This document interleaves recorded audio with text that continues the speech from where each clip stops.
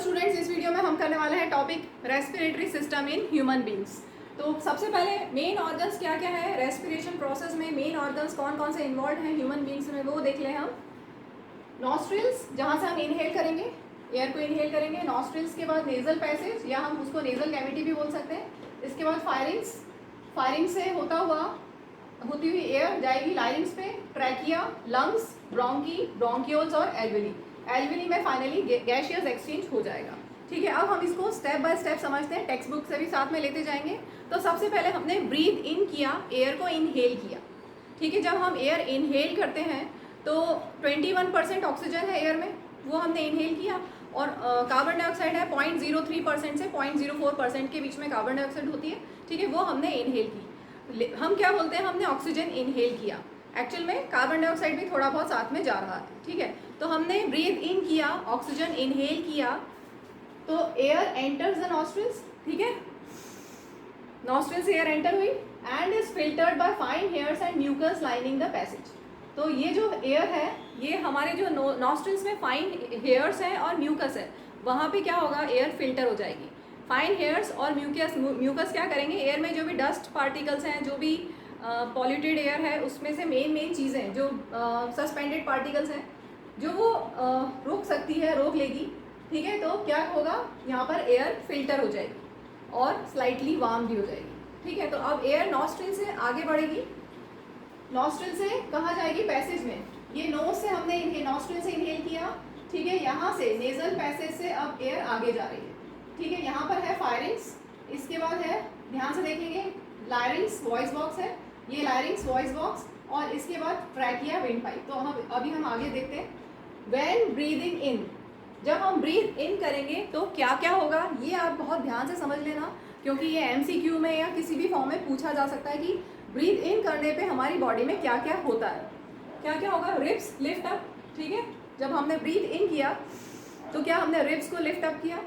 Diaphragm flatten होगा, diaphragm ये जो शीट ऑफ मसल्स होता है, दिस इज डायफ्राम, ये फ्लैट होगा। चेस्ट कैविटी बिकम्स लार्जर, और क्योंकि चेस्ट कैविटी ज़्यादा हो गई, बड़ी हो गई, मतलब वॉल्यूम इंक्रीज हो गया, और वॉल्यूम इंक्रीज हो गया मतलब प्रेशर कम हो गया। चेस्ट कैविटी के अंदर प्रेशर कम हो गया वॉल्यूम इंक्रीज होने से। ठीक है, अब अगर प्रेशर कम हो गया तो बाहर प्रेशर ज़्यादा है, और वहाँ से एयर रश इन होगी और अंदर एंटर करेगी। ठीक है, तो एयर मूव्स इन। क्लियर हो गया। इसके बाद एयर आगे जाके यहाँ पे ये सब प्रोसेस हो जाएगा कि रिब्स लिफ्ट होंगी, डायफ्राम फ्लैट होगा, चेस्ट कैविटी एक्सपैंड होगी, और एयर यहाँ पर लायरिंग से होती हुई, ट्रैकिया से होती हुई, विंड पाइप से होती हुई ब्रोंकस में चली जाएगी। ये एक ब्रोंकस है, ये दूसरा ब्रोंकस है, पेयर ऑफ ब्रोंकस होते हैं। ठीक है, ब्रोंकस जैसे रेडियस हम बोलते हैं और रेडियाई बोलते हैं, रेडियस सिंगुलर और रेडियाई प्लूरल, वैसे ही ब्रोंकस और ब्रोंकी। ठीक है, तो ब्रोंकस, ईच ब्रोंकस में फर्दर देखोगे तो ये ब्रोंक्यूल्स, ये डिवाइड हो रहे हैं, यहाँ पर ब्रांचेज हैं, ये देखो यहाँ दिख रही है ब्रांचेस, ये सब ब्रांचेस, ये सब क्या है, ब्रोंक्यूल्स। इधर भी आप देखेंगे तो ये सब ब्रांचेज हैं। ठीक है, तो ये है ब्रोंक्यूल्स। तो air enters the lungs through throat and bronchi. Throat से होती हुई, ब्रोंकी से होती हुई, ये ब्रोंकी, ये और ये ब्रोंकी है, यहाँ से एंटर हो गई लंग्स में। क्लियर। अब क्या होगा लंग्स में, in air in lungs air enters alveoli where exchange of gases takes place. तो यहाँ पर ध्यान से देखना, ये अभी बताया कि विंड पाइप है, विंड पाइप के बाद ये ब्रोंकस, ब्रोंकस के बाद ये जो फर्दर ब्रांचिंग है, दीज आर ब्रोंक्यूल्स, और ब्रोंक्यूल्स कहाँ पर एंड हो रहे हैं, एल्वेली पे। ये जो छोटे छोटे फूल जैसे दिख रहे हैं, छोटे छोटे जो आपको दिख रहे हैं फूल जैसे, ये क्या है, एयर सैक्स हैं, दीज आर कॉल्ड एल्वेली। ये जितने भी दिख रहे हैं यहाँ, बहुत सारे, कितने होते हैं, बहुत सारे होते हैं, मिलियंस ऑफ एल्वेली होते हैं ईच लंग में। और अगर हम इन एल्वेली की एरिया, टोटल एरिया देखें, सबको ओपन करके एरिया देखें, तो टेनिस कोर्ट की एरिया की जितनी एरिया हो जाएगी, इतना ज़्यादा एरिया होता है। 80 मीटर स्क्वायर तक का अप्रॉक्सीमेटली ह्यूमन एडल्ट में इसका एरिया होता है। इतना ज़्यादा क्यों होता है, ताकि गैशियस एक्सचेंज प्रॉपर हो सके। ठीक है, हमारा एनर्जी रिक्वायरमेंट बहुत ज़्यादा है ना, we are warm blooded animals, तो हमारा एनर्जी रिक्वायरमेंट बहुत ज़्यादा है, तो हमें प्रॉपर एयर चाहिए, तो उसके लिए यहाँ पे मिलियंस ऑफ एल्वेली होते हैं। ठीक है, ये दो दिख रहे हैं बैग लाइक स्ट्रक्चर्स, ये एल्वेली। तो यहाँ पे क्या हुआ, in lungs air enters alveoli where exchange of gases takes place. ठीक है, इतना समझ में आ गया। इसको पहले इतना पार्ट हम टेक्स्ट बुक से भी और ले लेते हैं, फिर हम आगे बढ़ेंगे। तो बुक से देखिए, पेज नंबर 89 है नई बुक का, last para. In human beings air is taken into the body through nostrils. ठीक है, क्लियर। एयर यहाँ से एंटर हुई, नॉस्ट्रिल से हमारी बॉडी में एंटर होगी. The air passage through the nostrils is filtered by fine hairs that line the passage. Clear है? अभी बताया. एयर जो नॉस्ट्रिल से पास हो रही है वो फिल्टर होगी बाय फाइन हेयर्स और म्यूकस से. This passage is also line with mucus which help in this process. From here कहाँ जाएगी? नॉस्ट्रिल से. Air passes through the throat and into the lungs. Throat से होते हुई लंग्स में आगे जाएगी. अब ध्यान देना, थ्रोट में होता है rings of cartilage. Rings of cartilage are present in the throat. यहाँ पर रिंग्स ऑफ कार्टिलेज है. कार्टिलेज की रिंग्स होती हैं, वो क्या करती है? वो एंश्योर करती हैं कि एयर पैसेज दिया हुआ है बुक में does not collapse.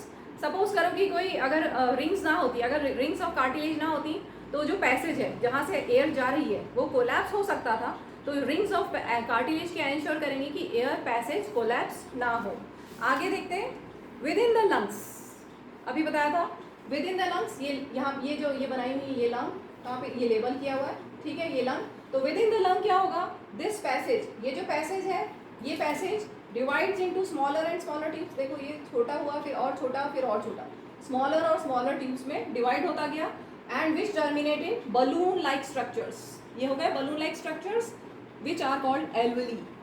Alveoli singular है, alveolus. The alveoli provide a surface where exchange of gases takes place. तो एल्वेली से ही गैसियस एक्सचेंज होता है. The walls of alveoli contain an extensive network of blood vessels. बहुत सारी blood vessels होती हैं यहाँ पर, और ये एंश्योर करता है कि एयर का एक्सचेंज प्रॉपर हो जाए. As we have seen in earlier years when we breathe in. अब वही ब्रीथ इन किया तो क्या हुआ? वो दिया हुआ है, we lift our ribs, we lift our ribs, diaphragm flattens, ठीक है, chest cavity becomes larger, chest cavity becomes larger, and as a result because of this air is sucked into the lungs and fills the expanded alveoli. Clear हो गया? इतना part clear. अब देखो आगे समझने के लिए पहले हम इसकी जो इक्वेशन है उसको देख लेते हैं. हमने जब फूड डाइजेस्ट किया था तो डाइजेस्टेड फूड किस फॉर्म में हमारी बॉडी में? ग्लूकोज की फॉर्म में, ठीक है. तो ग्लूकोज हमारे सेल में साइटोप्लाज्म में पायरुवेट में कन्वर्ट होता है.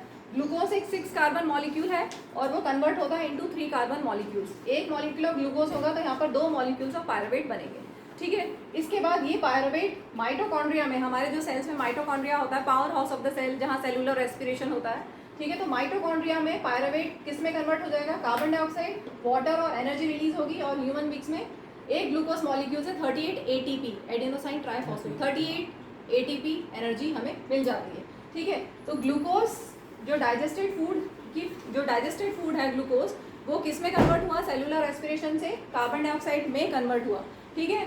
तो जब हम अब वापस इस स्टेप पे आते हैं. In lungs air enters alveoli where exchange of gases takes place, ठीक है. कार्बन डाइऑक्साइड और ऑक्सीजन का एक्सचेंज हो जाएगा. इसके बाद ध्यान से देखना, oxygen in alveolar air.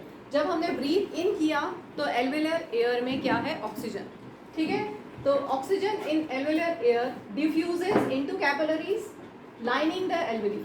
Oxygen diffuse होगी और carbon dioxide from the blood, कहाँ से आया? ये वाला कार्बन डाइऑक्साइड, सेल्यूलर रेस्पिरेशन हुआ, CO2 प्रोड्यूस हुआ, तो carbon dioxide from blood diffuses into alveoli. मतलब ऑक्सीजन और कार्बन डाइऑक्साइड का एक्सचेंज हो गया, ठीक है. एल्वेली से कहाँ जाएगा? एल्वेली से ब्लड में जाएगा ऑक्सीजन, और कार्बन डाइऑक्साइड ब्लड से वापस एल्वेली में आ जाएगा. तो यहाँ गैसियस एक्सचेंज हुआ.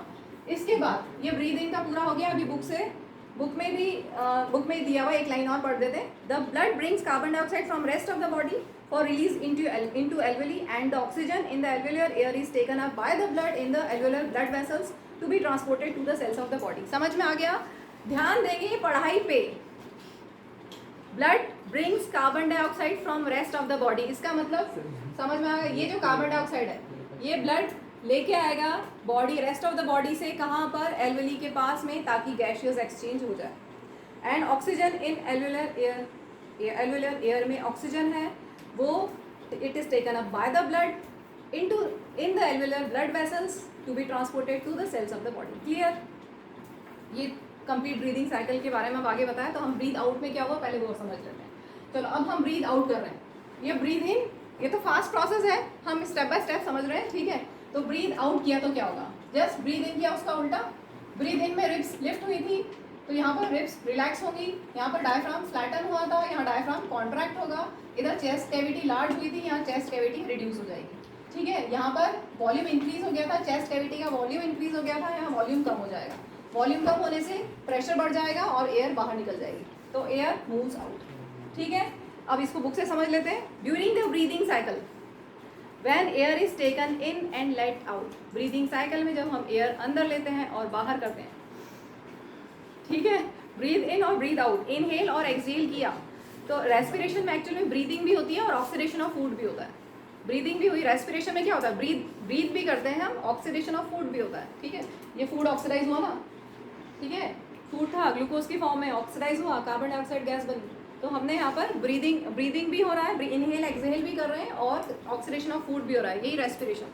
ठीक है, तो during breathing cycle when air is taken in and let out, the lungs always contain a residual volume of air, ताकि so that there is sufficient time for oxygen to be absorbed and for carbon dioxide to be release.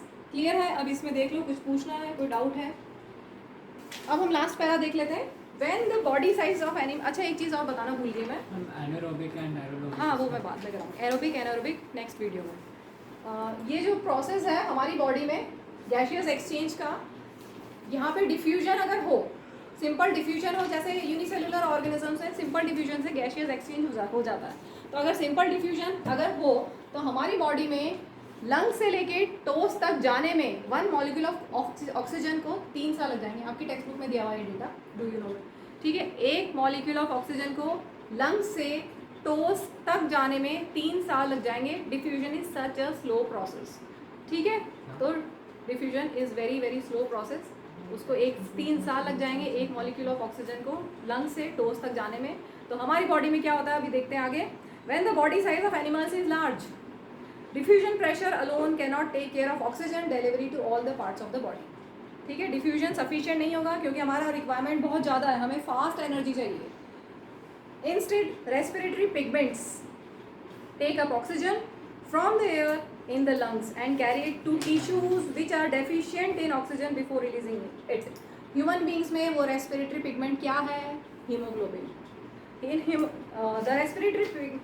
human beings the respiratory pigment is hemoglobin which has very high affinity for oxygen. Oxygen की के लिए affinity है.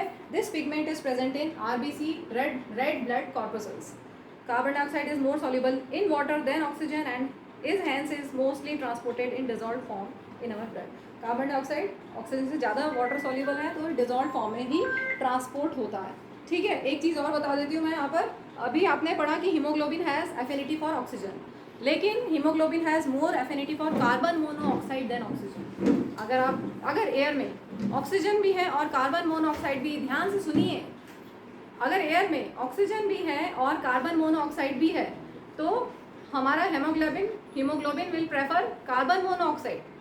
ठीक है, और उसका ज़्यादा inhalation किया हमने तो क्या होगा, उससे बेहोशी भी हो सकती है, और अगर कंटिन्यूसली रात भर अगर आपने उसको इन्हेल कर लिया तो उससे डेथ भी हो सकती है, कार्बन मोनोऑक्साइड इन्हेल करते गए तो। ऐसा यहाँ पे भोपाल में एक बार हुआ था 4-5 साल पहले। टॉपिक से बाहर जा रहे हैं, ऐसे जस्ट नॉलेज के लिए। 4-5 साल पहले की बात है, पेपर में आया था कि एक फैमिली के 5 लोगों ने विंटर्स में अंगीठी जला के सो गए, मतलब लकड़ियाँ जला के, एक कंटेनर में जो होता है ना, कंटेनर में लकड़ियाँ जला के रात में सो गए, ठंड ज़्यादा थी तो क्या हुआ, लकड़ियाँ जलाई तो क्या हुआ, कार्बन मोनोऑक्साइड प्रोड्यूस हुई।